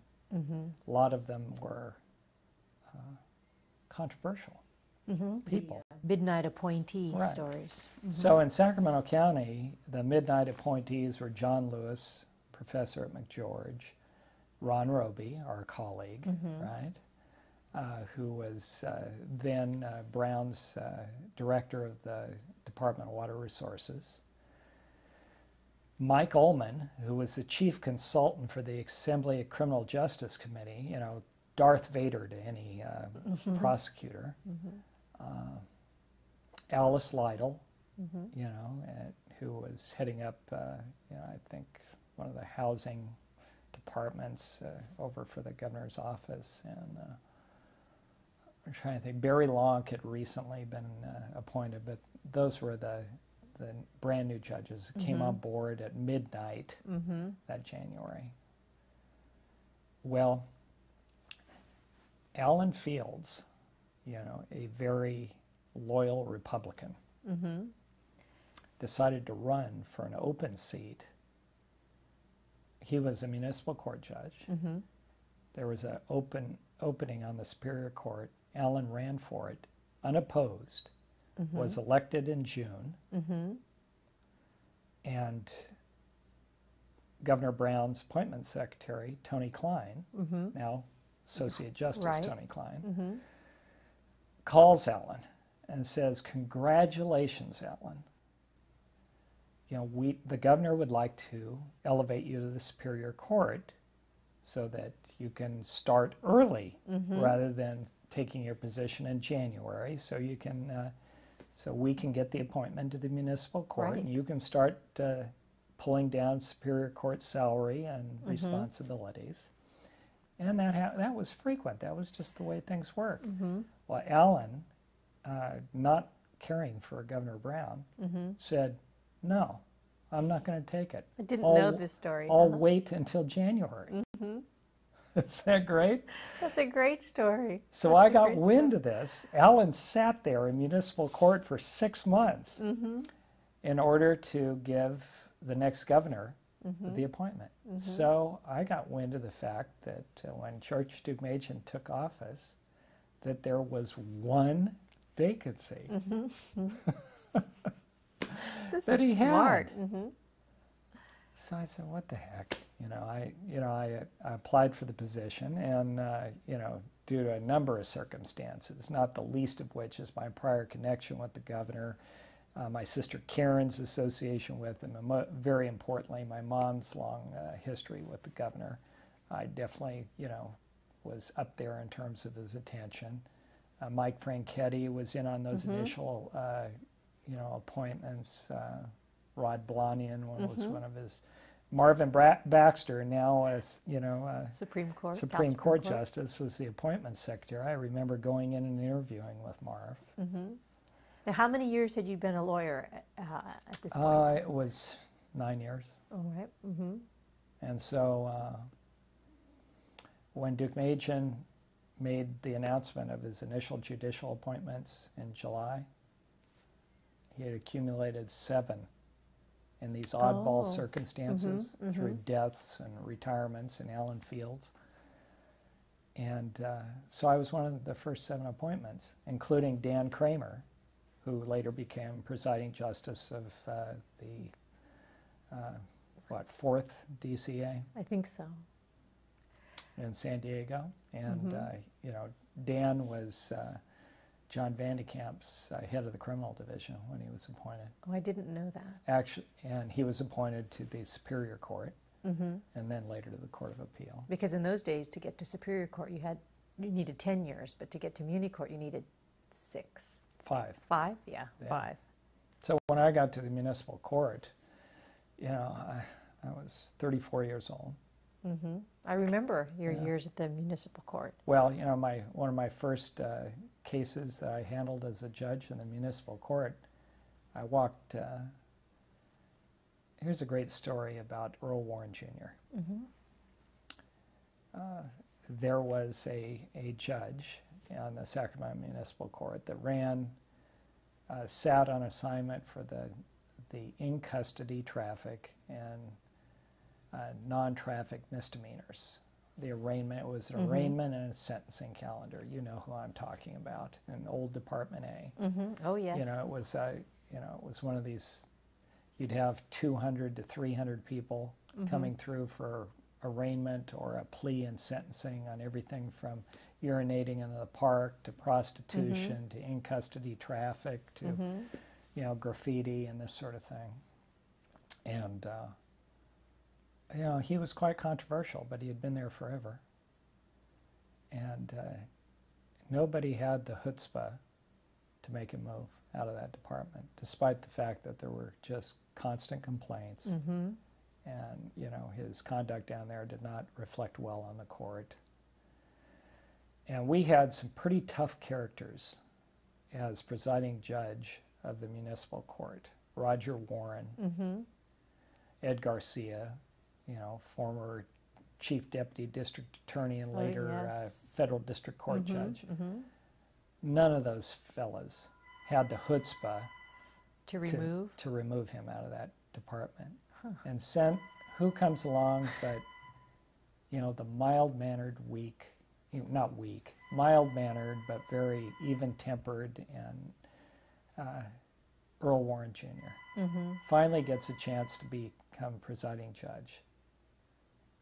Earl tells Art he's got to leave. Earl does it. Yeah. I mean, can you believe it? All those other guys. Well, the long and the short of it is Did you Earl go? Warren then turns to brand new rookie Rod Davis and says, go down, you're going to take over Department A. Mm-hmm. So I go down there and I walk in that back door in the basement and my clerk Diane Amerson's there and I said, hi, and she goes, you better sit down. And I said, why? And she said, the courtroom is full of people and cameras. Cameras. Television cameras. I said, why? And she said, Grandmothers for Peace yesterday sat down in protest and blocked the entrance to Mather Air Force Base and were arrested, and they want you to sentence them to jail over Mother's Day weekend. So I'm saying, You have a way of making an entrance in courts. Oh, Lord. So, you know, I go in there, you know, can just see the headlines. Mm-hmm. So they were a bit disappointed in that I sentenced them to community service for Meals on Wheels. So. Didn't give them their day in the press. No. So. Well, you were on Muni Court for about 2 to 3 years? Year and a half. Oh, a year and a half. And Marvin Baxter called me and said the governor would like to elevate you to the Superior Court. I said, thank you, I would love that, but I don't have 10 years of practice in yet. Oh, I thought they might have 9 plus. Okay, you didn't have 10 years in All right. yet. So I said, well, I'll call you back in a few months. So after that, after I got my 10 years in, I applied for elevation. Mm-hmm. And And you were on the Superior Court for how many years? 3.5. 3.5 years. So a total of 5 5 years total, in the trial yeah. courts. And any memorable times in Superior Court? Oh yeah. I had a death case, capital case, that was, you know, certainly very formative. Mm-hmm. And so I actually had the opportunity during my career to sit on a capital case as a trial judge, as well as a capital case sitting on assignment with the California Supreme Court. Oh, I did not know that. So this is, after Superior Court then, you are nominated and appointed, confirmed to the Court of Appeal. What year is that? 1989. And who were your colleagues at that time? Art Scotland and I were appointed together. Oh, I did not know that. Mm-hmm. But I have to take a break. Okay. We are ready. Tell me about your time on the Court of Appeal. Well, my first exposure to the Court of Appeal as a justice was as a pro tem justice. When I was, shortly after I was elevated to the Superior Court. Mm-hmm. That was at a time when then Chief Justice Rose Bird was having trial judges sit on short assignments in the Court of Appeal. Oh, interesting. And so her office called and asked whether I'd like to do that. I think it was 3 months. Mm-hmm. A 3-month assignment? Uh-huh.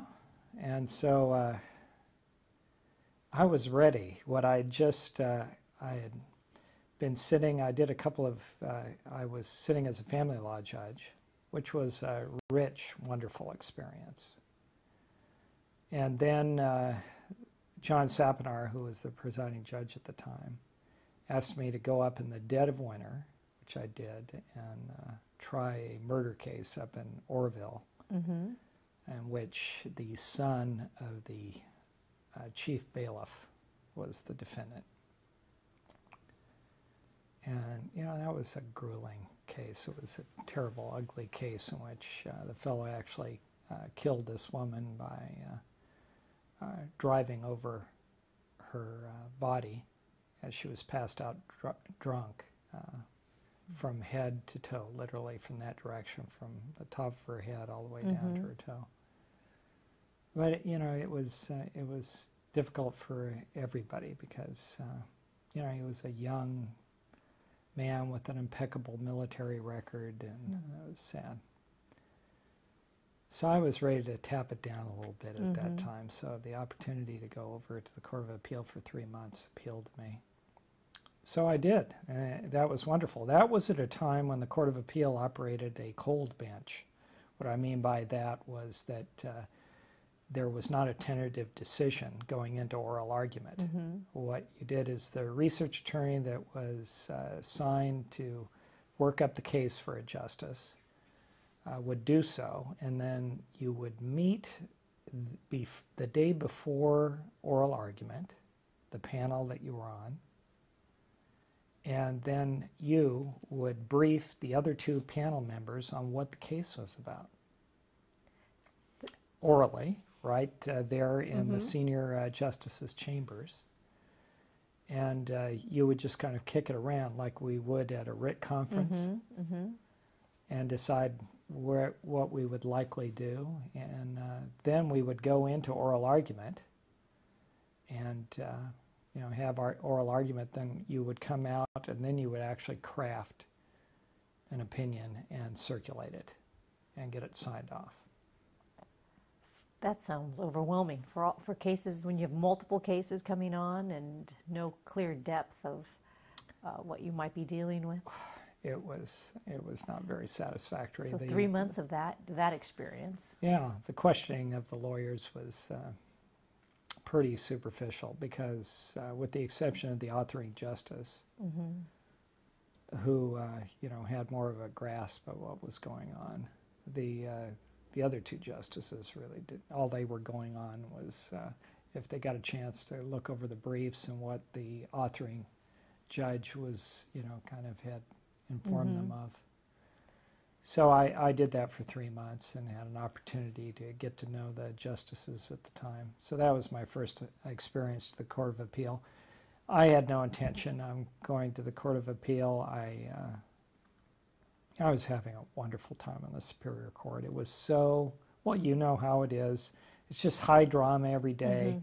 At that time, all the criminal cases were divided up between two departments initially. And Department 1 and 2, it was Jim Morris, one of my dear friends, was in Department 2. I was in Department 1. So we handled all the Superior Court arraignments, all the pretrial motions, all the pleas at that particular point in time, all the sentencings off the pleas, and then you drew a trial in the afternoon. That's the way it worked. So it was a good mixture. You know, I'd walk in every morning, and as you were a prosecutor, you know how this was. I'd walk in, the place would be crawling with lawyers, all trying to get your attention. You know, you'd bring them into the chambers. The place was jammed, full of people. You know, it was very, very stimulating, and you know, I loved it. Had some wonderful lawyers try cases before me. That capital case, you know, had some wonderful lawyers that were a part of that, and Fred Schroeder. Yes, was the prosecutor. And, Good attorney. And Clyde Blackman was the defense attorney. Marvelous stuff. They, you know, it was the best that that the region had to offer in terms of trying case.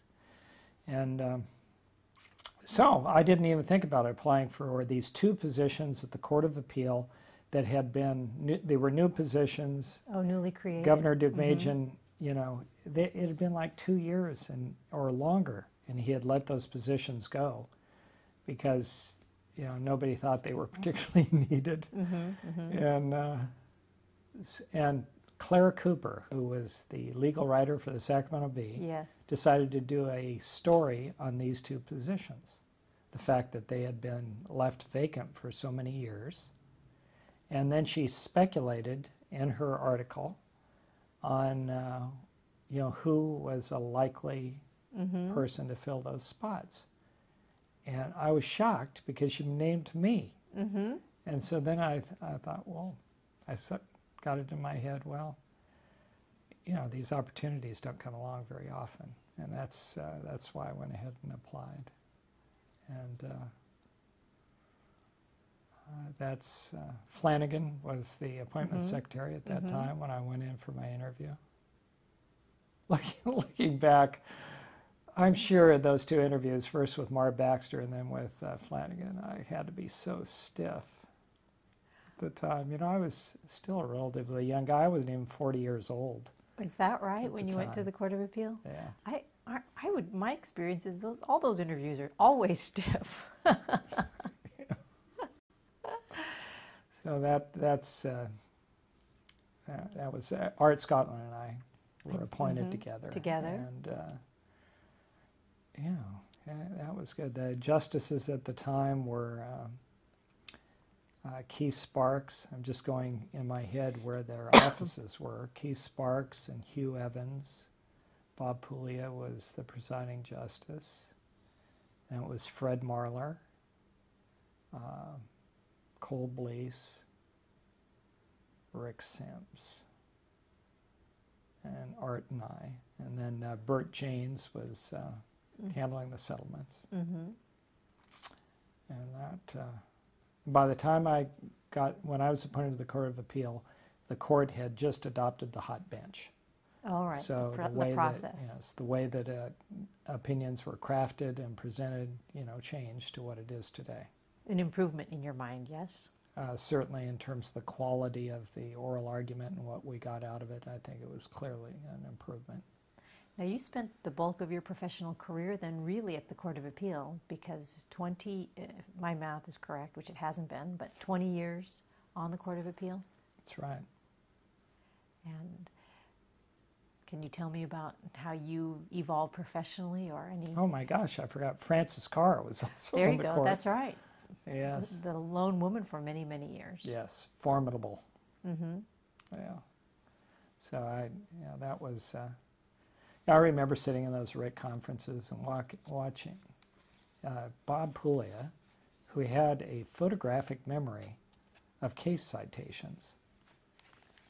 You know, we would be sitting there in that RIT conference, and he would go, you know, I think that is disposed of by People versus Cantil at, you know, 54 Calap 3rd. I think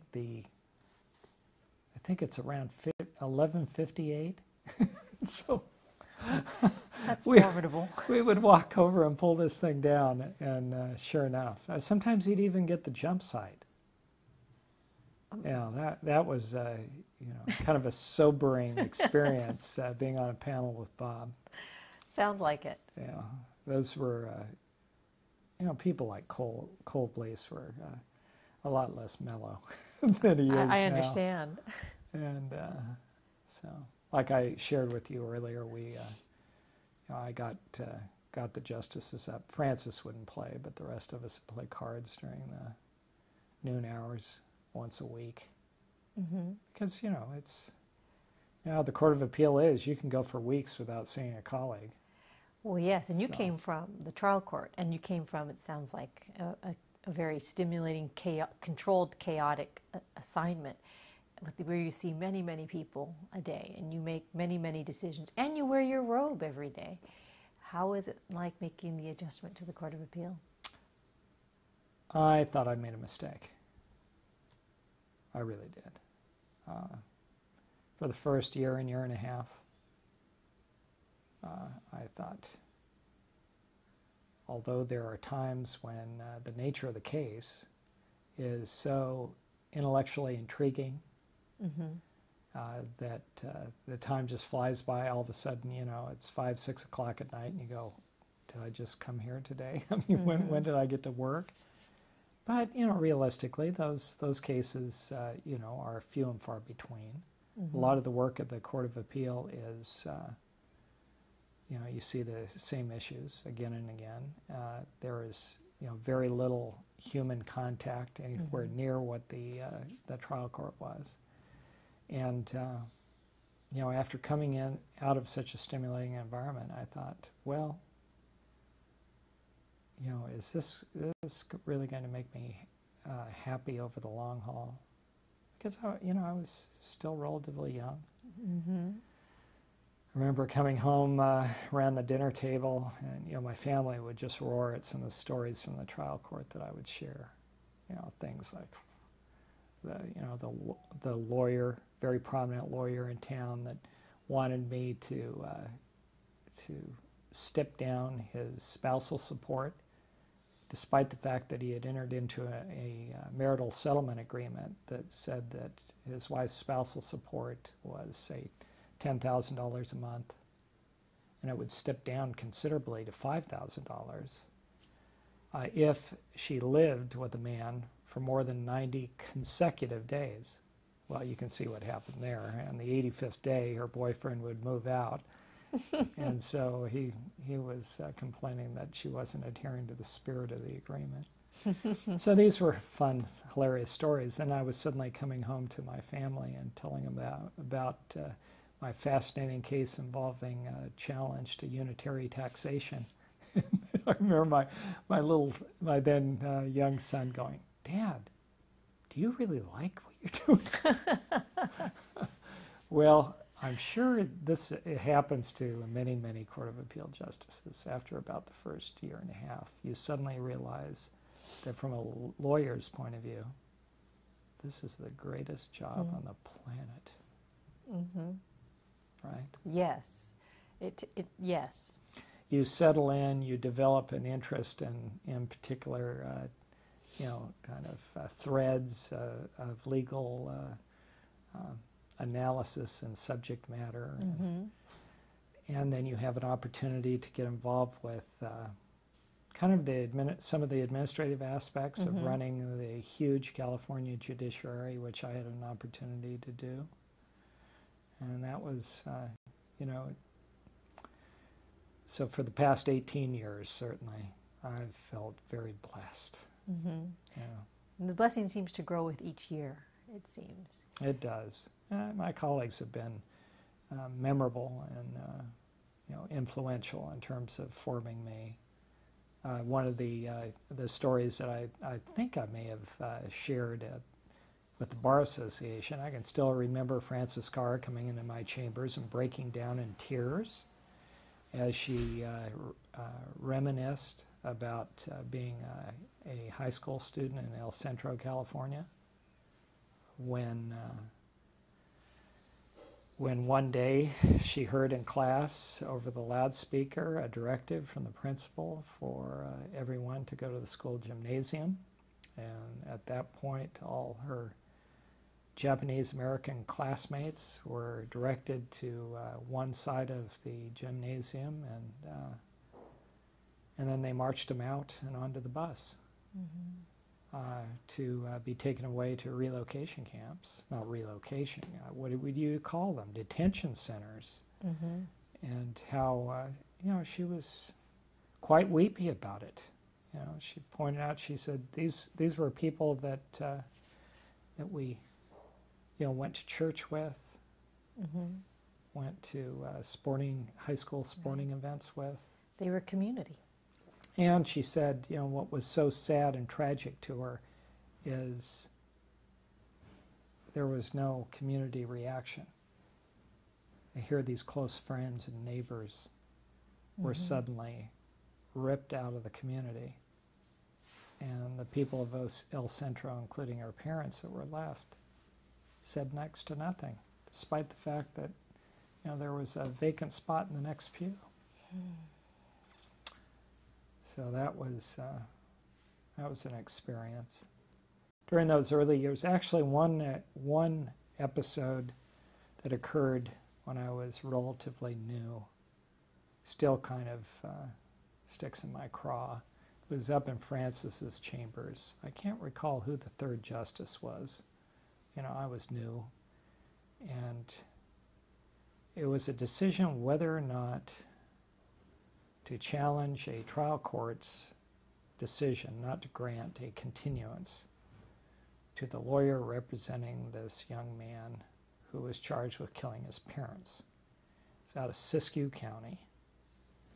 And the defense attorney had requested a continuance in order to further investigate how old the young man was. He was adopted from the Philippines. And if he was a certain age, he'd be handled as a juvenile with far less significant consequences. And if he was the age that was reflected on the adoption papers, he would be tried as an adult. And the judge denied the continuance, despite the fact of it showing that there were relatives in the Philippines, biological relatives in the Philippines, that said that the adoption papers were mistaken, that there was some sort of mistranslation of what they told the adoption authorities, and that the child is actually born on such and such a date that would make him a juvenile. And, I just didn't have enough gravitas in that environment when I was brand new to convince either one of my colleagues to challenge the trial judge's decision, which had huge consequences. And, it's an example that interpersonal relationships and kind of history with one another as colleagues can make a difference. I'm convinced to this day that if the same case was presented to me after I had had 10 or 15 years on the Court of Appeal, that I could have very easily convinced my colleagues to challenge that one. But, yeah, I know what you're talking about the growth, and it's interesting that you look back, you say that, and you look back in retrospect and see those cases where you might have behaved differently because you've had time and growth, and your colleagues have also had time with you, also, to hear you. Do you have other cases that stand out in your mind?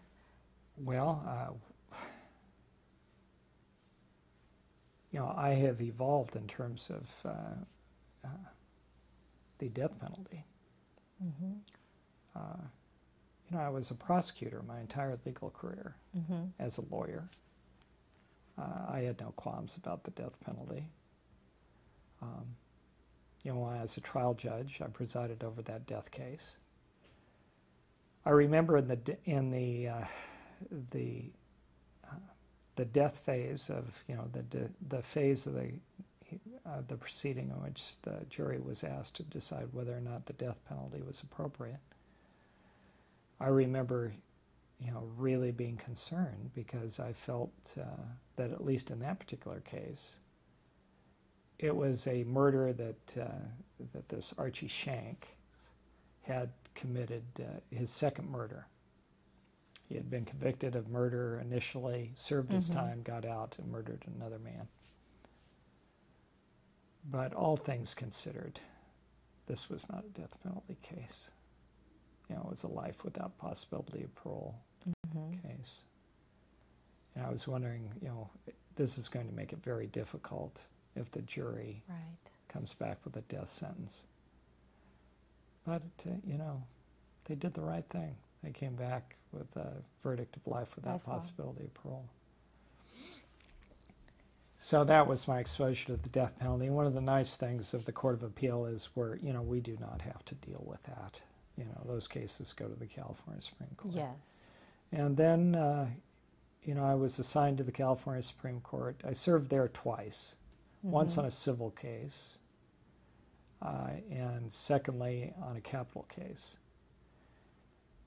I found that quite interesting in that the dynamics were quite different. And I felt it was due to the relationships between the Supreme Court justices. Both times where you sat there, you thought the dynamics were different from the Court of Appeal? No, from the two cases. From the... Yeah, the first case was a civil case construing a kind of a bizarre statute involving some auto sales. And that was at a time when Janice Rogers Brown was on the court. And as you'll recall, Janice did not have the best relationship with her colleagues. And, you hear her argument. What had happened was all of us reached a tentative, the draft was circulated. You signed off initially on whether or not you agreed with the proposed decision, and if you didn't, you filed, one of those green forms indicating why. It's really, I thought, quite strange, and not a desirable system, in my judgment, in that the only person that filed a memo disagreeing with Janice, Roger Brown's proposed majority opinion, was Justice Kennard, I believe. Everybody else didn't express any problems with her proposed decision. And I thought it was sound. And then we go to oral argument and listen to arguments. And we go back afterwards and sit around a table. And the atmosphere was so icy. I mean, it was the way people spoke with one another, specifically, the way that Kay Werdiger and Joyce Kennard, related to things that Janice was saying. Chief Justice George kind of was acting in kind of a way that was kind of a peacemaker type of, keeping things calm, but it was just, it was not a free-flowing, easy, collegial type of discussion. Right, Everybody was making little speeches. And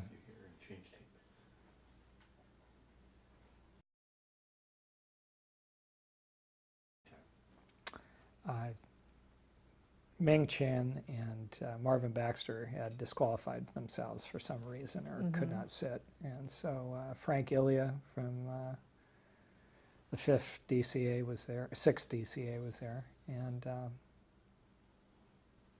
so it kind of took me by surprise that there was, this kind of iciness. But still, it appeared to me that nobody, with the exception of Joyce, was expressing any,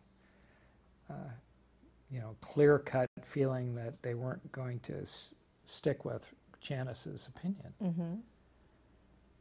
And so just time went by, and within just a couple of days before the 90th day, when we had to get an opinion out, I get a call from the Supreme Court indicating that that a majority, everyone, with the exception of Janice and myself, had changed their mind, and that I forget who ultimately wrote the opinion. I think it was Joyce, going the other way, and that Janice was going to be in dissent.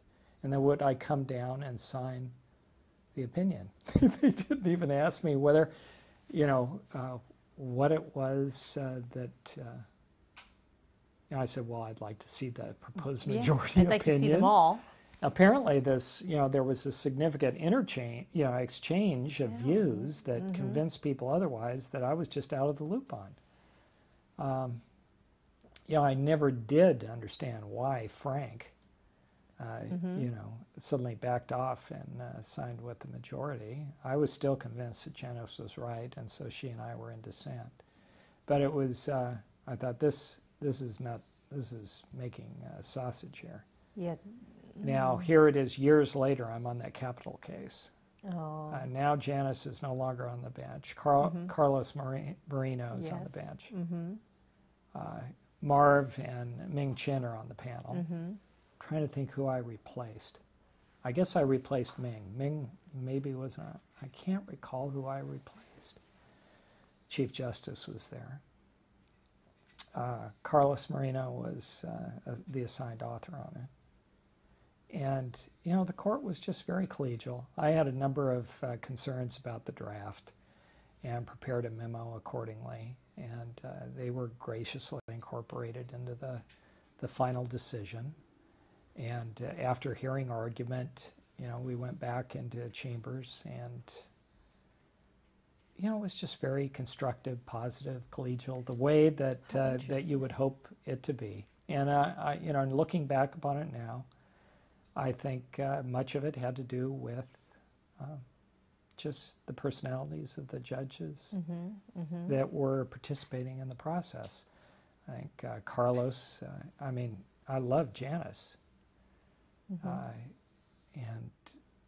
But for whatever reason,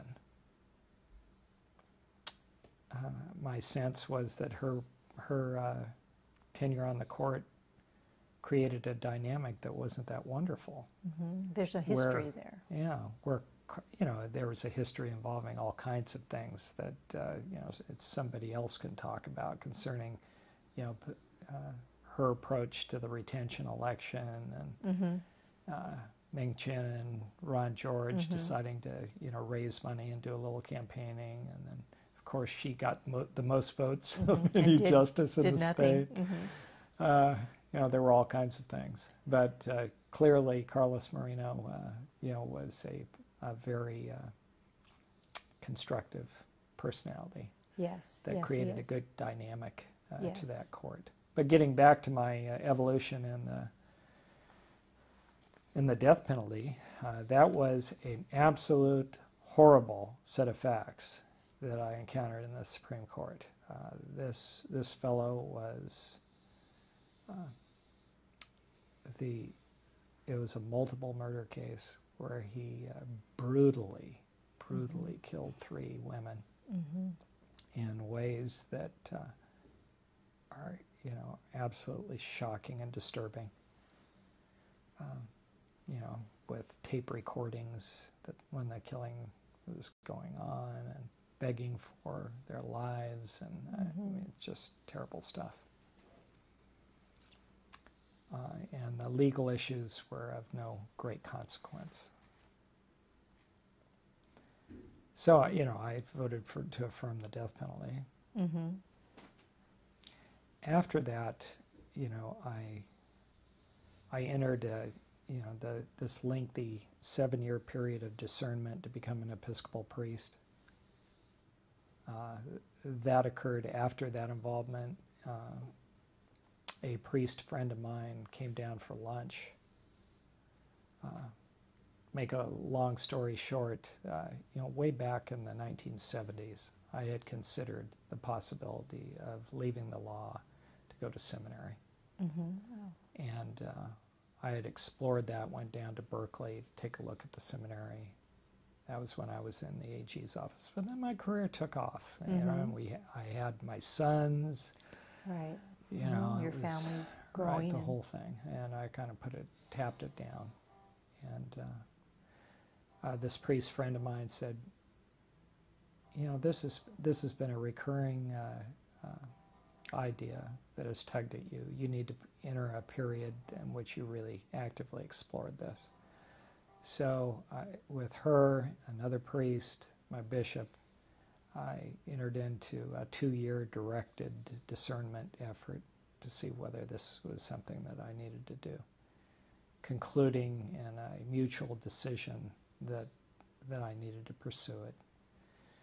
And so then I after going through a lengthy process of review with parish and diocesan commissions and the endorsement of my bishop, I was down and enrolled in a part-time program down at seminary. Is that in Berkeley? In Berkeley. The same school you had looked at? Right, all those years before. Mm-hmm. And so, you know, on a part-time basis, it took 5 years for me to get my degree. Well, right. you had a full-time demanding career. So it was a lot of burning the midnight oil up Highway 80. And but during the course of that, during my 4th year of seminary, I took a course in Anglican ethics. And the theologian that I took that course from had a very challenging approach to ethics. What he did is he passed out a list of topics that went on for pages and had us select one of them. And I selected capital punishment. And then during the course of the semester, you know, we covered all kinds of theologians that addressed religious ethics. Mm-hmm. Going back to the 4th century right up to the present.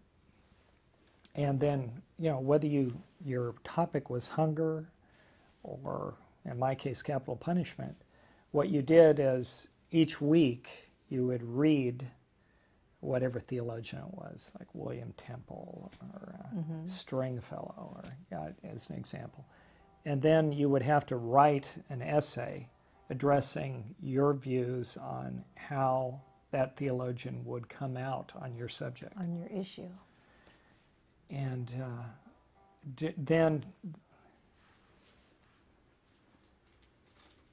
this culminated in a final paper in which you had to take a position yourself, doing an analysis of both the pros and cons from a theological perspective and how you came out in it. Well, the long and the short of it, Tani, is we at the end of that, I concluded that there was just no persuasive justification at this time in California, given the realities that our society is facing, that could justify the state taking another life. So, had I this experience, this opportunity to really grapple with the issue, both personally and intellectually, not just from a legal point of view. Before I was assigned to that death case, I would not have accepted that appointment. Did you know when you picked that issue from the topics for the ethics, had you concerns about that issue? I wanted to test myself. Here I had sat on a death penalty case and actually voted to execute this man. So I was going in with the perspective that I could garner and construct some theological support for what I had done. Participated in the process of affirming the decision to execute this man. Disturbingly, I came out at the end of that that process, concluding that the decision was inappropriate. It's something that I have to live with. But so that I think we change. Absolutely. I've seen it with my colleagues. I've seen it with myself. Time and again, and both ways. I've seen colleagues that were far more sensitive and attuned to overreaching on the part of government when I first arrived at the court 20 years ago, are markedly less so now. And other colleagues have gone in the other direction. I've sensed it myself. When I was looking at this binder of my published decisions, kind of looking at the trail of what decisions I elected to publish and what I didn't, and how I came out on them, I find that I have become, far more sensitive to government overreaching, and far more willing to reverse or challenge government action than I was initially, and far more convinced that as appellate justices we have a unique responsibility to look close and thoroughly at government action, because I think certainly the Court of Appeal, in contrast to the Supreme Court that hears so few cases, we are the a primary guarantor of fairness in our system and in our society. And I'm convinced that I'm a far better, I've been a far better appellate court justice my last 10 years than I was my first 10. I appreciate hearing those comments, and let us know now what you're up to. Well, I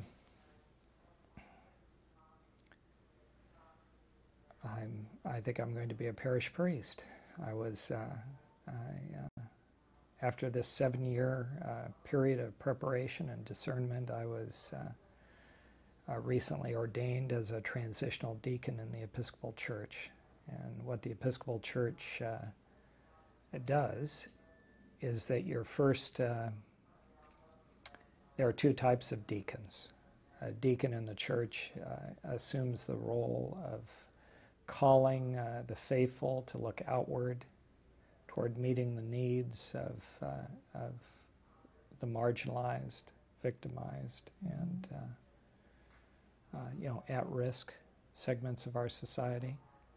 There are people in the church that are permanent deacons. This is what they're called to do and ordained to do. And then there are people like me that are, have concluded, and that's been affirmed, that their call is to the priesthood. And what our church requires is that you serve a period of time as a deacon before you become a priest. So I have been ordained a deacon. I'm scheduled to be ordained an Episcopal priest on January 9th of next year. And I will start my job in a local parish as an associate. Well, first as a deacon, and then I'm going to be an associate priest in January. Will that be here in the Sacramento area, or do you know? Right here in Carmichael. Oh, wonderful. Although I have, the bishop has asked me to explore both supporting him in various special projects that he may have, providing him with a legal perspective that he might not otherwise receive from the chancellor. I've asked to be considered to help out at parishes that are essentially church plants, new parishes that could use somebody to help out these solo priests that are, have no opportunity to get away and get recharged and refreshed. In fact, I just received a call on the message machine from the clergy at a little startup church in Rio Vista that she wants to see. Ask me whether I can help out. And there's another church that's being planted up in Rockland that I think I'm going to try to help out with. It sounds in many ways like you've come full circle. When you were a little boy, you were on the circuit and you visited, and your mother heard the needs of what those communities needed. And now you're doing the same in a different capacity, but still serving the needs. We'll miss you on our bench, but after talking with you today, I think the community is a better place for you to be retired and actively involved in helping people. Well, thank you, Tommy. This has been a marvelous opportunity. Thanks for giving me a chance to reminisce. I've enjoyed it very much. Thank you very much. I could talk to you all day.